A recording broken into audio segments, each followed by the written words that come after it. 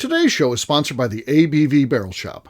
The ABV Barrel Shop is located in the St. Louis metro community of Arnold, Missouri. The ABV Barrel Shop is focused on one thing, single barrels. Best of all, you can try before you buy.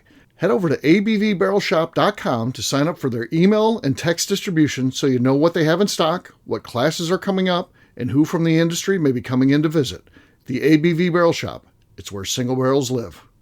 We are also sponsored by the Bar to Go. The Bar to Go offers traveling minibars that are no bigger than a small purse or toiletry bag. Best of all, they are fully customizable so you can create the perfect piece that is unique for you. If you own your own business, what a fun and unique way to promote what you do.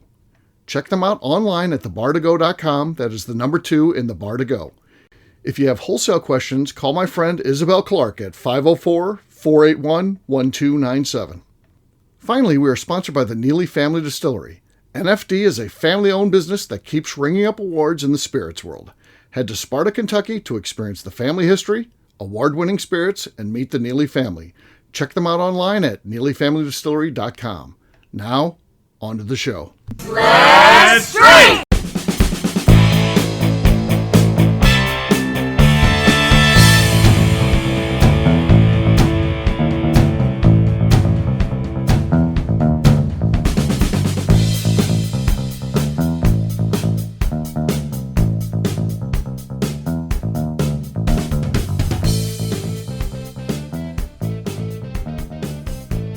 Welcome to the Bourbon Daily, the podcast about everything bourbon delivered to you every day of the week. Today we have a special show here from the ABV Barrel Shop where we're sitting at the tasting bar getting ready to try the new Bottled in Bond Rye from Old Forester. We'll give you a lot of information about this one, tell you why it's unique and things like that. We'll get to that very soon, but I'm joined by Darren McCroy. I'm Steve Akeley. What's going on, Darren? Nothing. That's good. Beautiful day in the neighborhood. It is. So, yes, we are enjoying some good weather. Just got our dishwasher fixed, so that's always a pain when that thing breaks down. So, hopefully we're good for a while now, that's for sure. So, back in the day, the previous problem we had, Jim caused it, but then he fixed it. So, this was, unfortunately without Jim, we're just on our own. We got to figure out how to fix this kind of stuff. It's a whole thing. So, but the repair guy I really like. So, hopefully moving forward, we found a good place that can help us out. And, like I said, hopefully we don't have issues for a long time. So we'll see what happens. I've got a question for you. This is going to challenge your animal knowledge because I know you're really into animals. You were thinking at some point you may work. That would be your career, working in zoos and stuff like that. So you have a good general knowledge of a lot of animals. You can't say everyone because no one has that. No, you actually can't. You can't even know. But this one's a pretty popular animal. It's well-known, a well-known predator, and that is the Komodo dragon. Okay. What can you tell us about that? So, there has been a debate for years. So, they're the largest lizard species left on the earth. Yes. They live on the island of Komodo. Mm-hmm. They are so cool to see, and the St. Louis Zoo will be getting a big boy soon. Okay. They're redoing part of the herpetarium. I love it. That's great. But the debate always is are they venomous or not? Right. Because some say yes, some say there's a lot of bacteria that grow in there that cause infections, but it's not necessally venomous to That's humans. what I always heard, that it just causes infection. Yeah. If you don't treat it, it'll get you.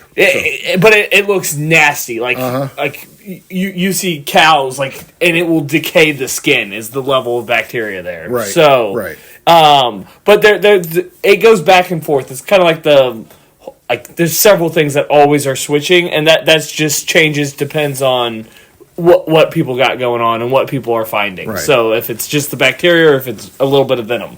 Gotcha. But if they are venomous, they're and if you want to include them, they're one of 3 venomous lizard species. Okay. The other ones, are they dangerous to humans? Because venomous doesn't always mean that, there's venomous spiders that, if you get bit, it's not really going to be that big of a deal. Yes. There's other spiders, if they get you, it is a big deal. I think it's more comparable to like a copperhead. Okay. Where it's really not good, and if you're older, younger, or sick, right, it can kill you, but not just getting bit by a Gila monster on the side of the road or a Mexican bearded lizard. Those are the other ones? Yeah. Okay. So, what I want to know about the Komodo dragon, what do they think about humans? Because this is interesting to me. So, if I was in a place, and I'm not going to be, but if I was in a place where one was out there in the wild and I ran into it, does it run from me? Does it approach me? Like, if you get in the water with an alligator in it, it's going to come towards you. Yeah. It is interested in you. There's other things that certainly can kill you. We always talk about hippos or just because they're mean. Yeah. They're quite temperamental. It's because they have a weight condition. A lot of people make fun of them. Sharks, for the most part, really wouldn't come after you intentionally, but certainly do kill people in some cases. I think even bears aren't really out to kill you. Things happen, whether they feel cornered, endangered. The most dangerous situation, everybody says if there's babies, that's the second most. Yeah. The number one most, if you become between a female in heat and a male, that's the most dangerous. Yeah. Because that male is going to think, well, what are you trying to move in here, buddy? And it's going to, that aside, a bear, even a Kodiak, doesn't necessarily want to get in a scrap with you. It's gonna, if there's a possibility to get away without getting a scrap, it's gonna go. Komodo dragon, is it like an alligator though? It'll approach you. It's not afraid of you at all. So Komodo, I believe, is an uninhabited island. So most Komodo dragons have probably never seen a human. Right. Like it's not something that they encounter every day. Right. Like all reptiles, they don't have the part of the brain that makes them angry. They just know how to protect themselves. Right. So, and there's nothing that touches a Komodo on the island of Komodo. Nothing. They are the top of the food chain. So they don't know what fear is. Right. So they're probably coming towards you to investigate. That's scary to think about. Yeah. And they can also stand up on their hind legs and like you'll see two males wrestling, standing up on their hind legs because they have so much muscle behind them and their tail's so big. Right. So they could do some damage to you. But I also, there's plenty of food. They eat a lot of food that washes up on the beaches. So they're not going to be trying to eat you necessarily. But if you tried to take a swing at one, I don't know if you can win that fight. Right. So, but for the most part, it would probably, if you got in a scrap with one, do you think it would kill you, or would it just injure you? And again, then you have to seek medical condition because you've got the situation with may or may not be poison or may just be germs. Yeah.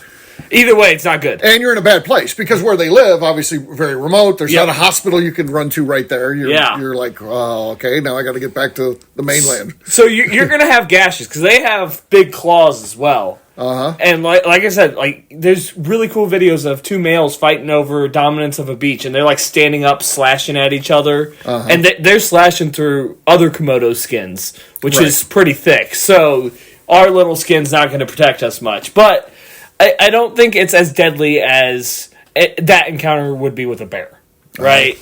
What is the fear factor in terms of a predator on a scale of 1 to 10? 1 being you shouldn't fear them at all, 10 being fear. And I'm not talking about in your home in St. Louis. The fear factor is 0 there because you're not going to run into one. But if we're put in a situation where there's some sort of evil guy who drops you into these things for his own entertainment and he puts you in where Komodo dragons are, how scared should you be 1 to 10? See, that's an interesting question. 1 is the low end, so that will a predator that would be a 1 would be like a meerkat. You're not getting beaten up by a meerkat, even though they are technically predators. All they eat is meat. A 10 is probably something like killer whales for sure would be a 10. Right. They don't care. They just you're going to kill you. So elephants are pretty high up there, even though they're not predators, but they're just so big. They can and they do have anger issues. A male elephant is scary. I wasn't throwing the herbivores in there because chimps are also on that 10 scale. They're above 10 actually, in my opinion. They're scarier than all get out. So if you were dropped in their home habitat, again, this is a rich guy who records this stuff like these a movie thing, and just for his own edification he does these sort of things.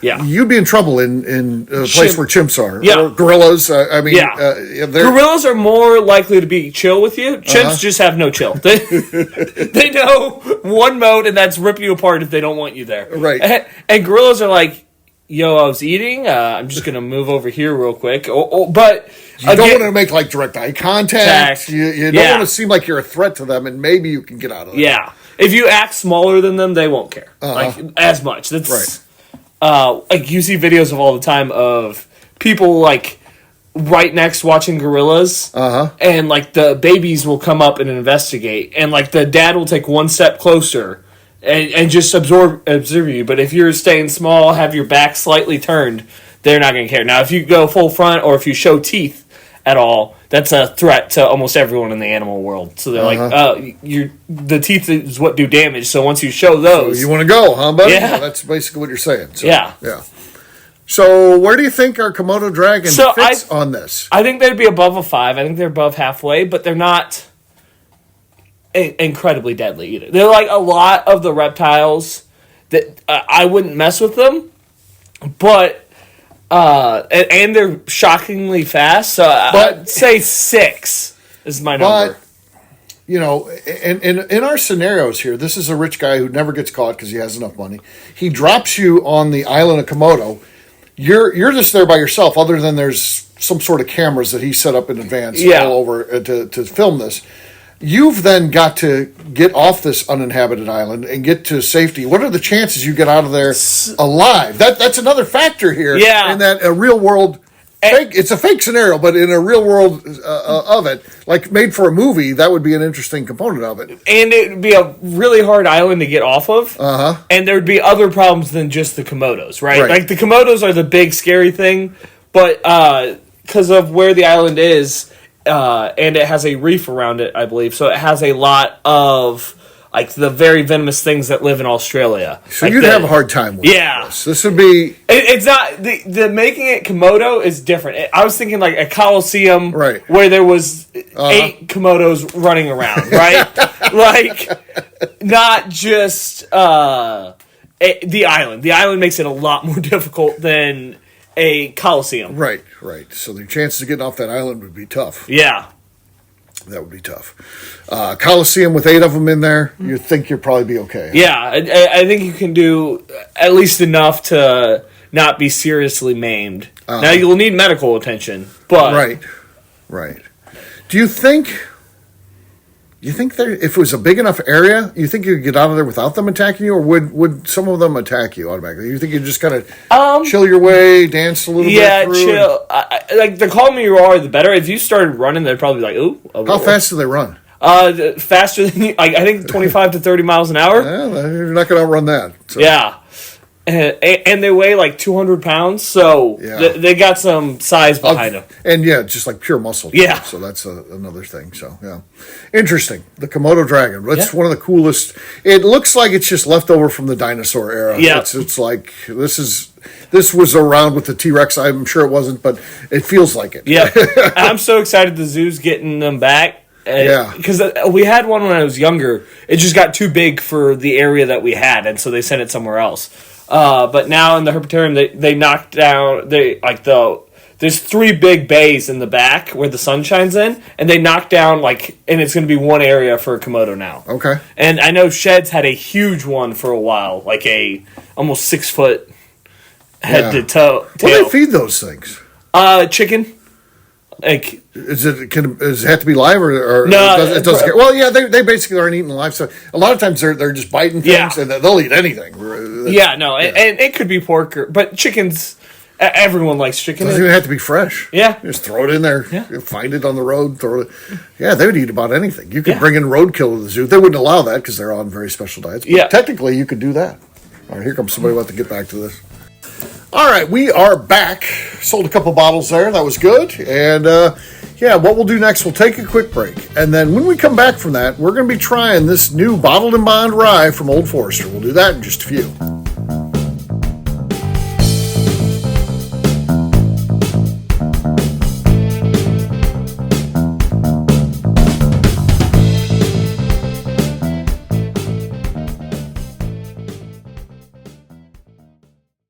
Okay, let's talk about the people that make these shows happen.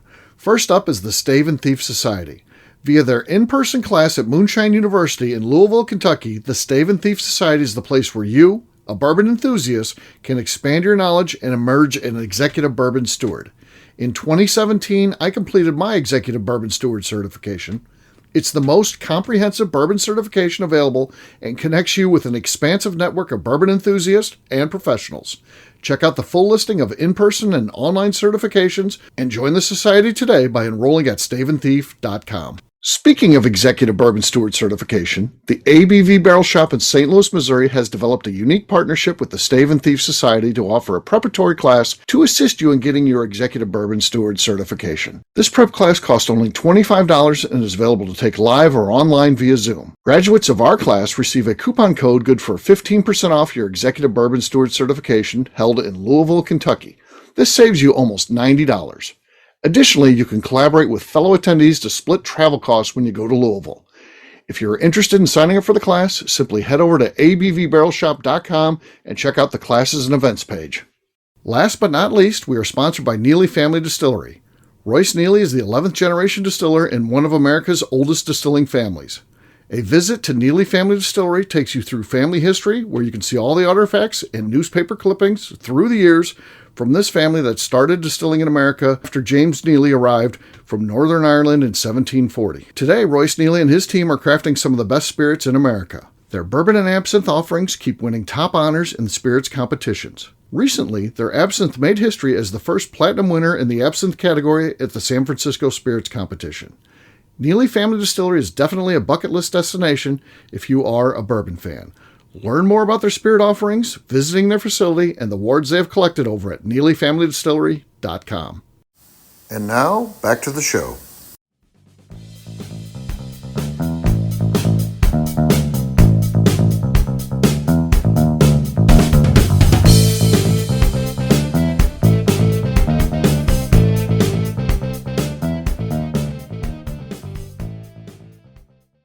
This is New Guy. To set the record straight, all my cookies are made from scratch, not slice and bake. And you're listening to the Bourbon Daily. All right, everybody, welcome back. It's Steve and Darren here at the ABV Barrel Shop. We're getting ready to taste a sample that we were sent of the new Bottled and Bond Rye from Old Forester. Darren, what do we know about this? So this is the newest release in the 117 series. Okay. So that is Old Forester's experimental series, basically. They will do a batch and they'll have it for a couple months and then they'll move on to the next thing. Usually they're distillery only. There's a couple states that this one can ship to.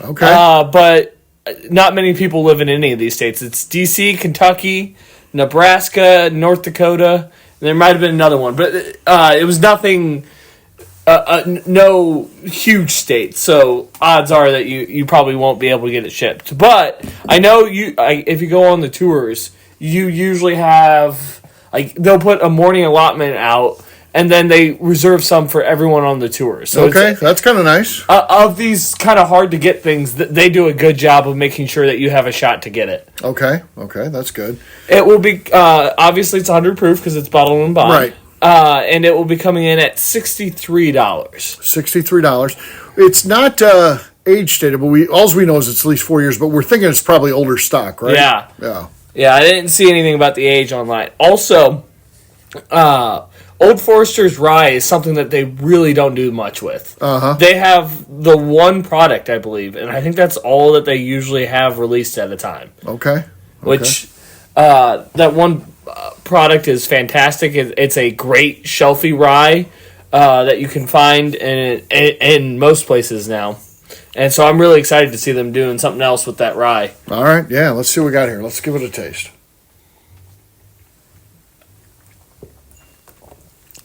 Yeah, that's wonderful, man. That is fruity.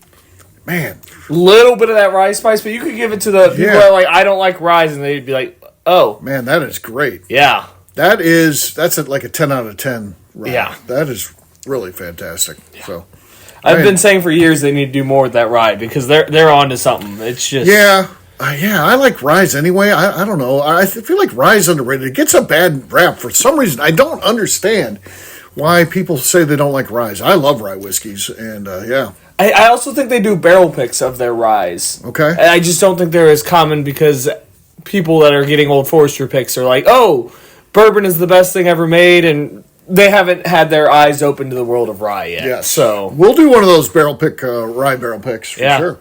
Call us, Old Forester. We want one. Yeah.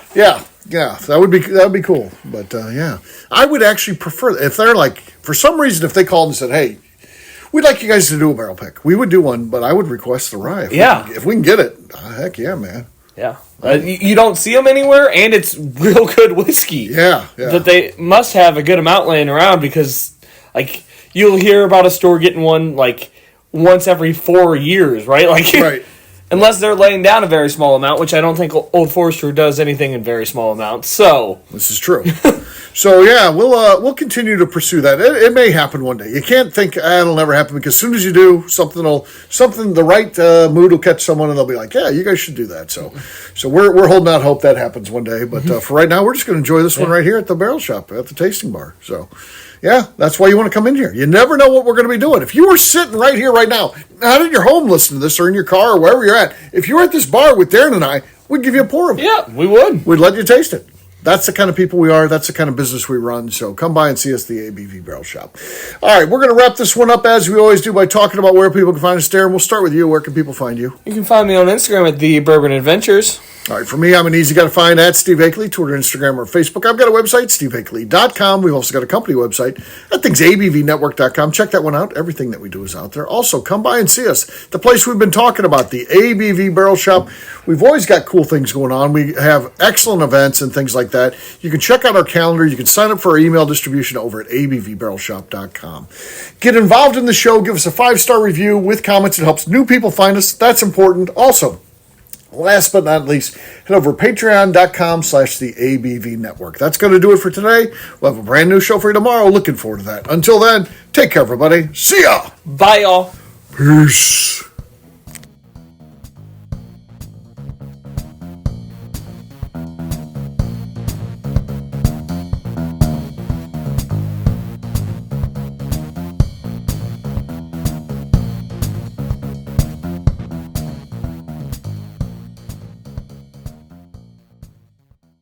Before we let you go, let's talk about one last thing. The ABV Barrel Shop in the St. Louis community of Arnold, Missouri. The ABV Barrel Shop is focused on a couple of things. First of all, single barrels. We are the place where single barrels live. We go to distilleries, taste through the whiskey, select the best barrel, and have it shipped to our store where we present it to you, our customers, by allowing you to try before you buy. We're also known for the classes that we have in our education center in the store, as well as the events we have with industry professionals from the bourbon business. If you're in the St. Louis area, please come by and visit us at 6 Fox Valley Center in Arnold, Missouri. Or at a minimum, at least sign up for our email and text distribution so you know exactly what's going on in our shop over at abvbarrelshop.com. This is Steve Akeley, owner of the ABV Network, signing off. We thank you for listening to our programming and truly appreciate your support. The Bourbon Daily is part of the ABV Network. For more information or to become a sponsor, please visit abvnetwork.com. Thanks for listening, and cheers. This has been a Steve Akeley production.